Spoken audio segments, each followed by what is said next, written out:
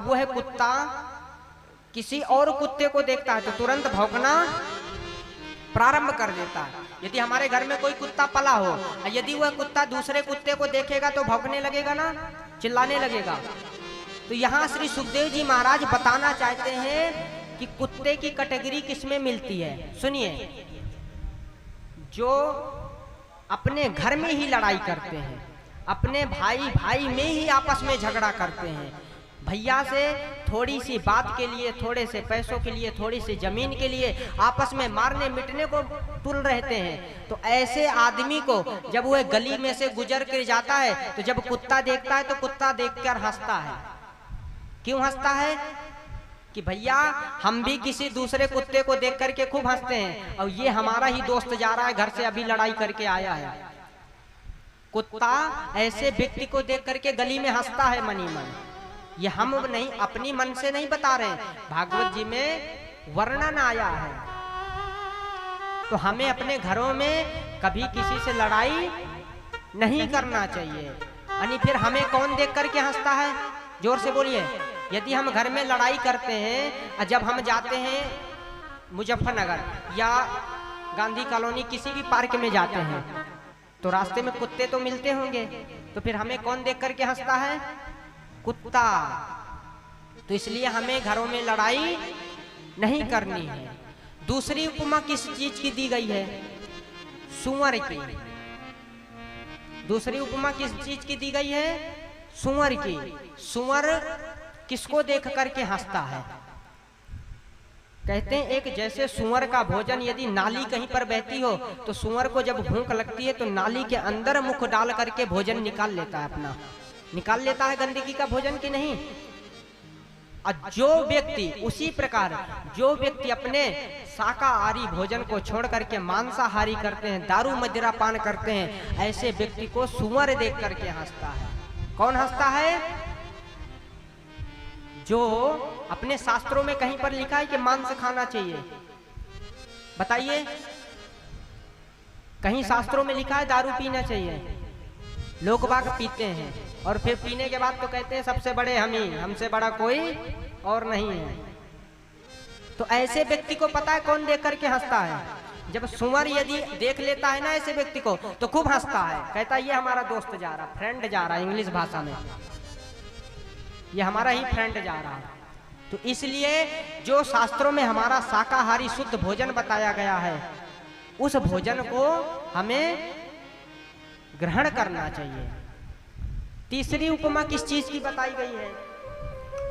ऊंट की। ध्यान दीजिए, ऊंट, तीसरी उपमा ऊंट की बताई गई है। किस लिए? ऊंट जैसे रास्ते में चलता है तो अपना सर हमेशा ऊपर उठाकर चलता है ना। तो ऊंट किन व्यक्तियों को देख करके हंसता है? कहते हैं आजकल जिसको देखोगे आप छाती ऊपर करके चलते हैं ना। छोटे छोटे बच्चों को देखो तो बिल्कुल ऐंठते हुए चलते हैं ऐसे। अच्छा एक बात बताइए, हमारे पास ठाकुर जी की कृपा से 2 पहिया की गाड़ी आ गई, 4 पहिया की गाड़ी आ गई, घर में एसी लग गई। बड़े ध्यानपूर्वक कथा सुने। घर में एसी लग गई तो क्या हमें उस चीज का अभिमान करना चाहिए? परंतु लोग बाग क्या करते हैं, यदि ठाकुर जी की कृपा से घर में 4 पहिया की गाड़ी आ गई तो फिर तो ऐसे चलते हैं कि हमसे बड़ा कोई और नहीं। और आजकल के छोटे छोटे बच्चे हाथों में मोबाइल लेके बिल्कुल ऐड कर चलते हैं बगल से और देखते हुए, भैया हमसे बड़ा कोई और नहीं है। अच्छा एक बात बताइए, आपने अभी तक टीवी में इतनी कथाएं सुनते हैं, किसी संत को, किन्हीं भी संत को सर ऊपर करके चलते देखा है? आप सबसे ज्यादा अभी टीवी में अनिरुद्धाचार्य जी की कथा आ रही है। दूसरी बात, बागेश्वर धाम जी की कथा आ रही है। एक से के बड़े बड़े महान संत अयोध्या में, वृंदावन में पड़े हैं। अब उनके पास पता है कितनी संपत्ति है? अनिरुद्धाचार्य जी के पास पता है कितनी संपत्ति है? पूरा खांजापुर को खरीद सकते हैं। कभी आप देख लेना सर नीचे रहेगा, क्योंकि भगवान ने हमें ये 2 बटन दे रखी है। हमारे इन बटनों से जानकर कोई अपराध नहीं होना चाहिए। और आजकल के बच्चे फोन लेकर के सीधा ऊपर देखते हैं, नीचे तो कुछ भी हो, मरने दो जो मर रहा है। तो ऐसे लोगों को देख करके कौन हंसता है? ऊंट। जब ऐसे व्यक्ति रोड पर जाते हैं, एक दो ऊंट रास्ते में मिले तो ऊंट देख करके हंसता है, मुख खोल लेता है। देखना, कभी आजमा के देखना, अब मुख खोलने के बाद खूब हंसता है कि ये हमारा दोस्त जा रहा है। इसलिए हमें कभी अभिमान नहीं करना चाहिए। कल भी बताया था, जहां जिसको रहता अभिमान वहां नहीं रहते भगवान। चौथी उपमा किस चीज की दी गई है? बोलिए श्री वृंदावन बिहारी लाल की। अच्छा, कथा में मन किन किन का नहीं लग रहा? हाथ ऊपर करें। 10-12 लोग हैं, वो देखो।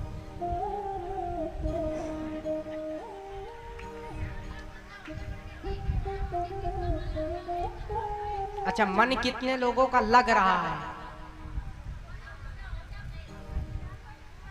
यहां से मालूम चल जाता है कि कितने लोग कथा सुन रहे हैं। तुरंत हाथ ऊपर कर देते हैं ना, तो वो पहले खेल नहीं चलता था, चिड़िया उड़ गाय उड़, तो उसी तरीके हमें भी गुरुजी ने बताया था कि पूछ लिया करो बीच बीच में कि किनका किनका मन नहीं लग रहा, तो तुरंत हाथ ऊपर कर देंगे, तो फिर जान जाना कि इनका कथा में मन पक्का नहीं लग रहा।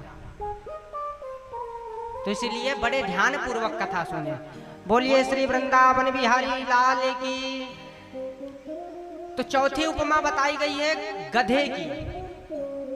गधा कैसे व्यक्तियों को देख करके खुशी होता है? कैसे व्यक्तियों को? कहते हैं गधा पूरे दिन काम करता है और लास्ट में आकर के मालिक थोड़ा बड़ा कुछ खाने को दे दिया तो खा लिया, किंतु कभी मालिक ये नहीं कहता धन्यवाद गधे, तूने मेरा आज बहुत सारा काम किया। कभी सुना है आपने गधे को मालिक ने कहा हो धन्यवाद? तो ऐसे लोगों को गधा देख करके कौन से लोगों को गधा देख करके खुशी होता है? ध्यान देना, जो मनुष्य पूरे दिन काम करते हैं, सुबह 8 बजे ड्यूटी गए और शाम को 10 बजे आए, यदि धर्म पत्नी सो रही तो धर्म पत्नी आज के टाइम पे तो कह देती है स्वयं परस लो स्वयं खा लो, हमारे बस का नहीं है। तो बेचारे जाते हैं, खाते हैं और खा करके सुबह टाइम 7 बजे उठते हैं, फिर नहाते धोते फिर भाग जाते हैं। तो ऐसे व्यक्तियों को देख करके गधा प्रसन्न होता है कि ये भी हमारा दोस्त जा रहा, पूरे दिन बेचारा काम करता है, गाड़ी लिए इधर से उधर भगता है और शाम के आके सो जाता है। और आजकल क्या होता, आजकल तो पतिव्रता धर्म का पालन ही चला गया। कुछ बहुत अभी बचा है, जैसे 5 उंगली बराबर नहीं हो सकती, उसी प्रकार कुछ कुछ तो है।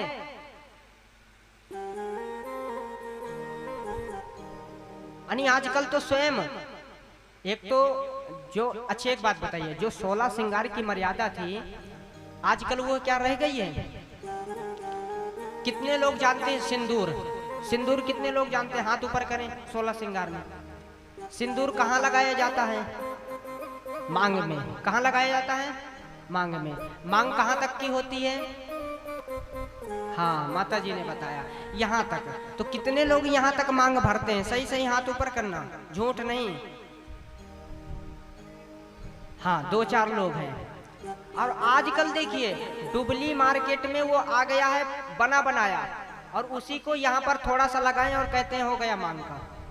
भैया 16 श्रृंगार हो गया, अब हमारी पतिदेव जी की उम्र हो गई 150 साल। गलत है कि सही है? अच्छा, अब दूसरी बात एक और बताइए कि हमारे शास्त्र में कहीं पर किसी देवी देवताओं को सलवार सूट पहने देखा है?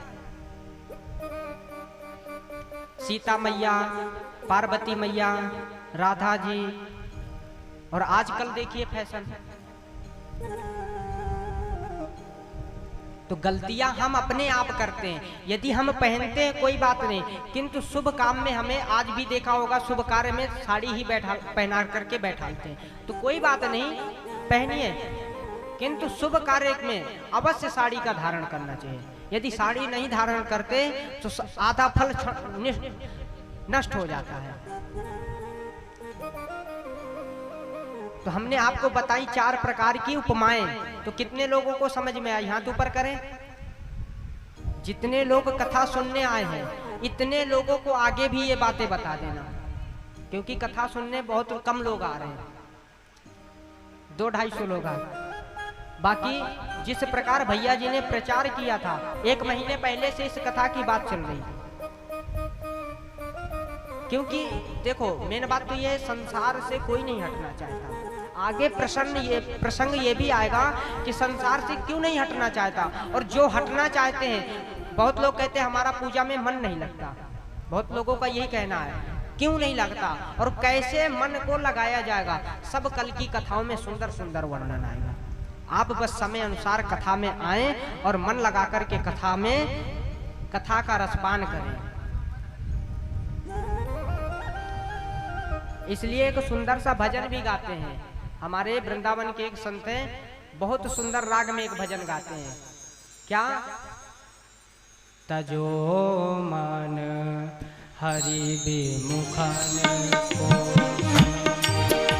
तजो मन हरि विमुखन को संग, तजो मन हरि विमुखन को संग, तजो मन हरि विमुखन को संग।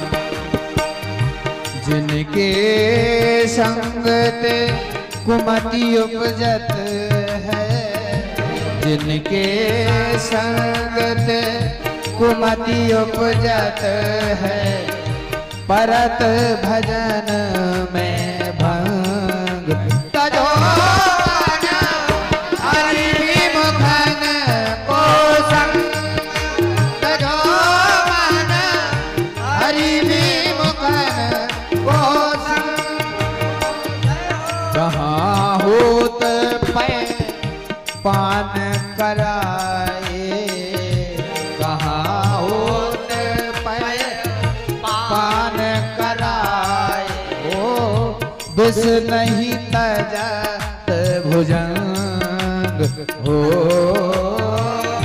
विष नहीं तजत भुजंग।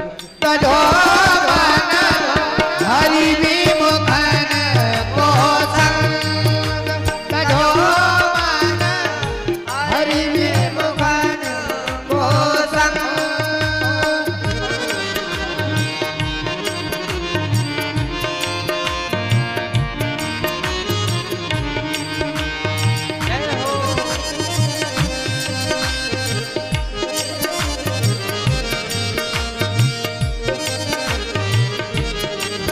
सभी लोग गाइए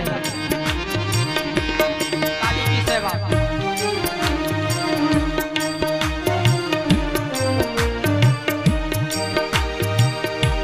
कागही कहाँ कपूर चुगाए, कागही कहाँ कपूर चुगाए। बड़ा ही